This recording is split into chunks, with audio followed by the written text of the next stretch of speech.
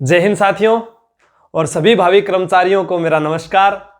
आज जैसा कि आप सभी को पता है, इन 3 महीनों में आप सभी की मेहनत के कारण आज हमारा ये जो परिवार है वो 1 लाख पहुंच चुका है। तो सभी को दिल से धन्यवाद।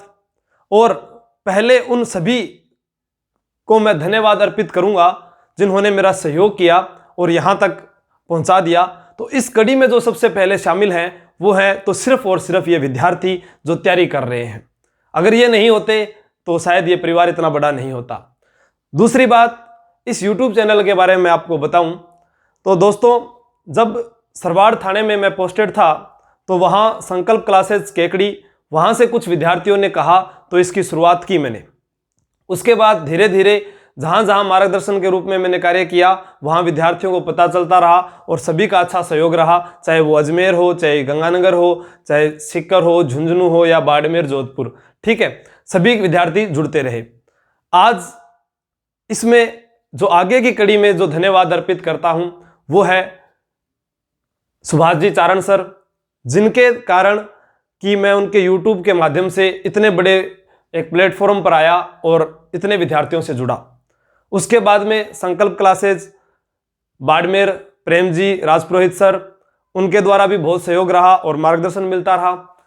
और झुंझुनू जिले से Shri S Ramanujan coaching classes Sunil ji sir, उनका बहुत बहुत धन्यवाद, क्योंकि उन्हीं ने व्हाइट बोर्ड और जो लाइट की व्यवस्था उपलब्ध करवाई, ताकि उन्होंने कहा कि आप विद्यार्थियों को लाइव क्लासें देते रहो, तो उनका भी ये सहयोग है। दूसरा, जितने भी इस YouTube चैनल पर जो पढ़ा रहे हैं मेरे साथ, चाहे वो नारायण जी सर हो, चाहे वो गजानंद जी सर हो, चाहे निहारिका मैम हो, चाहे उषा मैम हो, या बलराम सर हो, या अभी जो आज अभिनव सर जुड़े हैं, इन सभी का भी बहुत सहयोग है, जो इसे अपना एक परिवार मानते हैं और निःशुल्क सेवाएं दे रहे हैं। मैं इतना कहता हूं दोस्तों, एक आप लोगों की सोच पर एक बात बताता हूं कि आप एक बड़ा महल देखते हो और महल देख कर क्या बोलते हो, यार कितना सुंदर महल है, लेकिन कभी उस मजदूर को देखा है क्या आपने जिसने उस महल को बनाया है? जी गुरुजी कौन देखो। हम एक फॉर्च्यूनर गाड़ी जाती है, हम क्या बोलते हैं, वाह कितना अमीर आदमी होगा, फॉर्च्यूनर में घूम रहा है। जब एक ऑटो वाला जाता है तो आप क्या कहते हो, हाँ बेचारा गरीब आदमी है, इसके पास ऑटो है। लेकिन आपको यह नहीं पता कि वो ऑटो वाला उसका मालिक हो सकता है और वो फॉर्च्यूनर वाला ड्राइवर हो सकता है। वही सोच मैं आप लोगों की बदलने जा रहा हूं। जैसा कि मैंने पुलिस के प्लेटफॉर्म के लिए मैंने आपको बताया, अब कईयों की ये सोच है कि सिर्फ मैं पुलिस के लिए ही पढ़ा रहा हूं, लेकिन जो मुझे जानते हैं, जो मुझसे पढ़े हुए हैं, उनको पता है कि मैं रीट, पटवार और आरएस इन सभी की तैयारी मैं करवा सकता हूं। जो मुझे आता है, जो मेरा सब्जेक्ट है, वो मैं पढ़ा सकता हूं, ठीक है। दूसरी चीज कि जो मैंने बताया तो विद्यार्थियों ने, किसी ने कमेंट किया कि सर उसके अंदर इतने पर्सन आएंगे, ये कैसे होगा। आप लोगों को एक अनुमान होना चाहिए, और वो अनुमान क्या है वो मैंने बताया है कि अगर रीजनिंग के इतने पर्सन आएंगे और उसके इतने पर्सन आएंगे, अगर उस अनुमान के अनुसार आप अपने टारगेट की ओर बढ़ते हो तो अपने सफलता पर पहुंच सकते हैं। लेकिन आप खुद सोचो, जब क्रिकेट का मैच होता है, क्या वो उनको पता होता है कि आज 300 रन बनेंगे? नहीं बनेंगे, लेकिन वो सोचकर तो आते हैं हमें इस प्रकार खेलना है, इस प्रकार आगे बढ़ना है। और उसके बाद में जो मैदान में होता है वो तो तभी पता चलता है ना। ये किसी को नहीं पता कि पेपर में क्या आएगा, क्योंकि अपने आप में कैवल्य कोई नहीं है। कैवल्य संपूर्ण ज्ञान प्राप्ति को बोलते हैं। और आज रविंद्रनाथ टैगोर का भी जन्मदिन है तो महात्मा बुद्ध का जन्मदिन भी है। आज वैशाख पूर्णिमा है दोस्तों, ठीक है। इसी दिन महात्मा बुद्ध को ज्ञान की प्राप्ति हुई थी, इसी दिन उनका जन्म हुआ था, इसी दिन उनकी मृत्यु हो गई थी। उन लोगों को भी ये नहीं पता था। संपूर्ण ज्ञान प्राप्ति अगर किसी को हो जाए तो वो तो भगवान हो जाए, ठीक है। गलती अक्सर इंसान से होती है, हमें उस गलती से सबक लेकर आगे बढ़ना है। कल कुछ विद्यार्थियों से मैंने बात की, अच्छा भी लगा और सभी के जवाब भी दिए, चाहे 10 दिन लग जाए रिप्लाई देने में, जरूर देता हूं जो सही जवाब होते हैं। तो उनकी एक मांग थी कि सर हमें याद नहीं हो रहा है। आज मैं आपको बता देता हूं याद होने का तरीका। जैसा कि 2013 के अंदर जब मैं बीए सेकेंड ईयर में था तो उस समय क्या हुआ कि पापा ने कहा कि नौकरी लग जाए, बस उम्र होगी पूरी। मैंने कहा पापा डिग्री को नहीं, अभी नौकरी खटूं लागू। कहा नहीं मुझे नहीं पता है।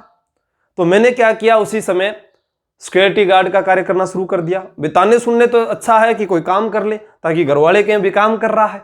उसके बाद में टिकट कंडक्टर का कार्य किया, संगम ट्रेवल्स पर टिकट काटता था। तो वहां पर विनोद सिंह राठौड़ और जो विजय जी है उन्होंने भी मुझे कहा कि पढ़ाई पर ध्यान दे।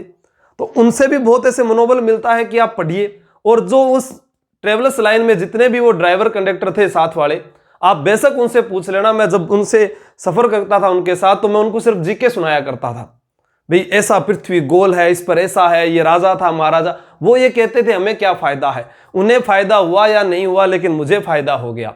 इसी कारण आप जो भी चीज पढ़ते हो, आप 2 घंटे पढ़ाई कीजिए, घर में मम्मी पापा भाई बहन कोई भी है उनको आप सुनाइए। आप अपने आप में एक टीचर बनिए, आपके अंदर काबिलियत है, उस हुनर को बाहर निकालिए, उस डर को बाहर निकालिए। जब आप परीक्षा में बैठते हो, अक्सर यह होता है कि 2 प्रश्न आते हैं, आप ये सोचते हो कि ए होगा या ब होगा, लेकिन वो डर बाहर कब निकलेगा, जब आप टीचर बनोगे।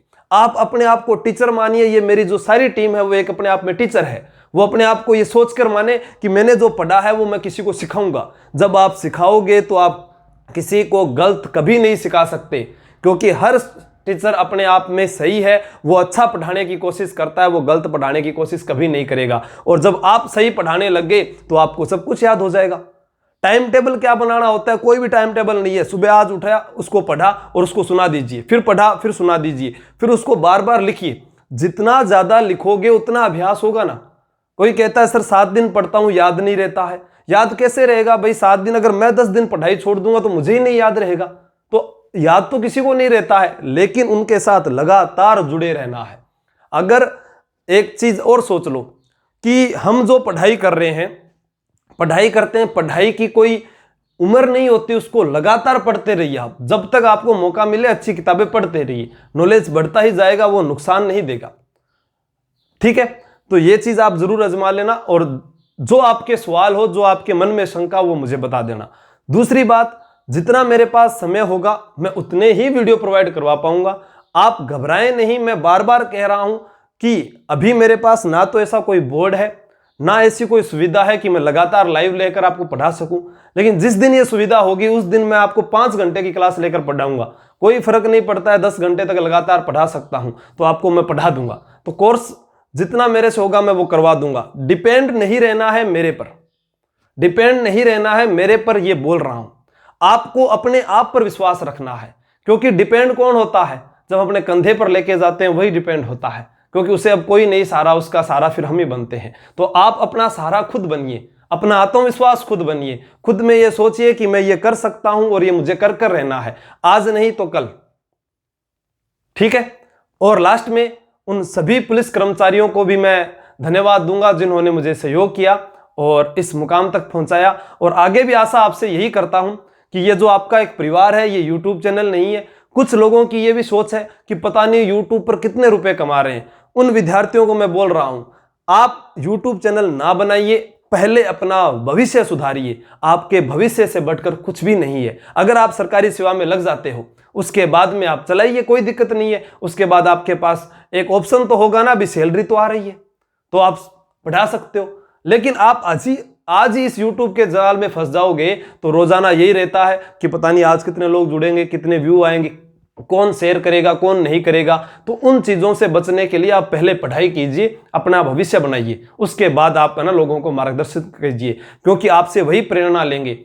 दूसरा, आप ये सोचते हो कि सर हमें कुछ सीखने को नहीं मिलता। आपके घर में, आपके रिश्तेदारों में, आपके गांव में जो भी नौकरी लगा हुआ है, आप पहले उससे मिलिए तो सही। वो आपको एक अच्छा गाइड कर सकता है, चाहे वो पुलिस का हो, चाहे वो कांस्टेबल, पुलिस कांस्टेबल हो, चाहे वो टीचर हो, चाहे वो डॉक्टर हो, चाहे वो जज हो, चाहे वो SDM हो, कोई भी पद पर हो। आप जिस पद की तैयारी करते हो आप उनसे जाकर मिलिए। कोई भी आपको ये नहीं कहेगा कि मुझे नहीं पता मैं कैसे लगा, क्योंकि जिन्होंने मेहनत की है वो आपको बता सकते हैं कि मेरी सफलता का राज ये था, और उनसे आप अगर पढ़ोगे तो अच्छा होगा। दूसरी, आप एक चीज पर विश्वास रखिए। कुछ विद्यार्थी आज ये किताब पढ़ ली, कल वो किताब पढ़ ली। आप कोई भी एक किताब है उसको अच्छे से पढ़ लो।